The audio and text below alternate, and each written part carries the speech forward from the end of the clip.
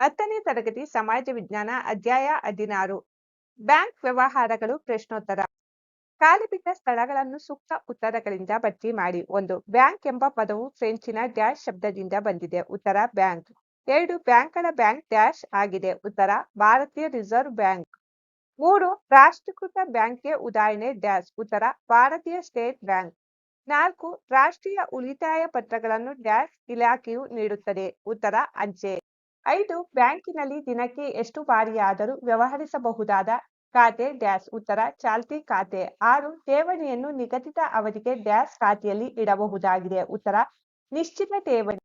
ಈ ಕೆಳಗಿನ ಪ್ರಶ್ನೆಗಳಿಗೆ ಗುಂಪುಗಳಲ್ಲಿ ಚರ್ಚಿಸಿ ಉತ್ತರಿಸಿ. ಪ್ರಶ್ನೆ 1. ಬ್ಯಾಂಕ್ ಎಂದರೇನು? ಉತ್ತರ ಹಣವನ್ನು ಠೇವಣಿಯಾಗಿ ಇಟ್ಟುಕೊಳ್ಳುವ ಹಾಗೂ ಹಣವನ್ನು ಸಾಲವಾಗಿ ನೀಡುವ ವ್ಯವಸ್ಥೆಯನ್ನು ಬ್ಯಾಂಕ್ ಎನ್ನುವರು. ಪ್ರಶ್ನೆ ಸಂಖ್ಯೆ 2. ಬ್ಯಾಂಕಿನ ವ್ಯವಹಾರಕ್ಕೆ ಸಂಬಂಧಿಸಿದಂತೆ ಗಮನಿಸಬಹುದಾದ ಗುಣಲಕ್ಷಣಗಳ ಪಟ್ಟಿ ಮಾಡಿ. ಉತ್ತರ ಬ್ಯಾಂಕ್ ಗುಣಲಕ್ಷಣಗಳು: ಹಣದ ವಹಿವಾಟು, ವ್ಯಕ್ತಿ ಅಥವಾ ಸಂಸ್ಥೆ ಅಥವಾ ಕಂಪನಿ ಠೇವಣಿಗಳನ್ನು ಅಂಗೀಕರಿಸುತ್ತದೆ, ಸಾಲ ಕೊಡುವುದು, ಪಾವತಿ ಮತ್ತು ಹಿಂದಕ್ಕೆ ಪಡೆಯುವುದು. ಏಜೆಂಟ್ ಅಥವಾ ಏಜೆಂಟ್ ನಿಯೋಜನೆ ಮತ್ತು ಉಪಯುಕ್ತ ಸೇವೆಗಳು: ಲಾಭ ಮತ್ತು ಸೇವಾ ಭಾವನೆ, ನಿರಂತರ ವಿಸ್ತರಿಸುತ್ತಾ ಹೋಗುವ ಕಾರ್ಯಗಳು, ಸಂಬಂಧ ಕಲ್ಪಿಸುವ ಕೊಂಡಿ, ಬ್ಯಾಂಕಿಂಗ್ ವ್ಯವಹಾರ, ಹೆಸರಿನ ಗುರುತು.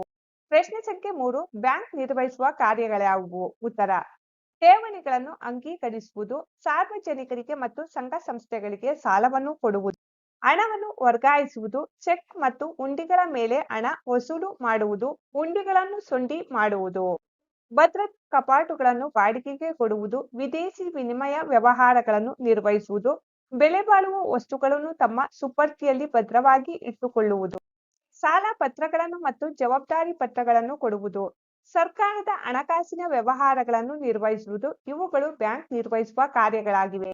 ಪ್ರಶ್ನೆ 4. ಬ್ಯಾಂಕ್ ಮತ್ತು ಗ್ರಾಹಕರ ಸಂಬಂಧವನ್ನು ತಿಳಿಸಿ. ಉತ್ತರ ಬ್ಯಾಂಕ್ ಮತ್ತು ಗ್ರಾಹಕರ ಸಂಬಂಧ ಒಂದು ಸಾಮಾನ್ಯ ಸಂಬಂಧ. ಇದರಲ್ಲಿ ಪ್ರಾಥಮಿಕ ಸಂಬಂಧ, ಸಹಾಯಕ ಮತ್ತು ಉಪಕಾರ ಸಂಬಂಧ, ನಿಯೋಗಿ ಮತ್ತು ಮುಖ್ಯಸ್ಥನ ಸಂಬಂಧ.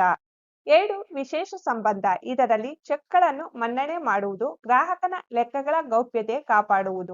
ಪ್ರಶ್ನೆ 5. ಬ್ಯಾಂಕ್ ಖಾತೆಗಳಲ್ಲಿ ಉಳಿತಾಯ ಖಾತೆ ತೆರೆಯುವವರ ಸಂಖ್ಯೆ ಹೇರಳವಾಗಿದೆ, ಕಾರಣ ಕೊಡಿ. ಉತ್ತರ ಸಾಮಾನ್ಯವಾಗಿ ವೇತನ ಪಡೆಯುವವರು, ವಿದ್ಯಾರ್ಥಿಗಳು, ಹಿರಿಯ ನಾಗರಿಕರು, ಪಿಂಚಣಿದಾರರು ಕೂಡ ಉಳಿತಾಯ ಖಾತೆ ತೆರೆಯಲು ಅವಕಾಶವಿದೆ.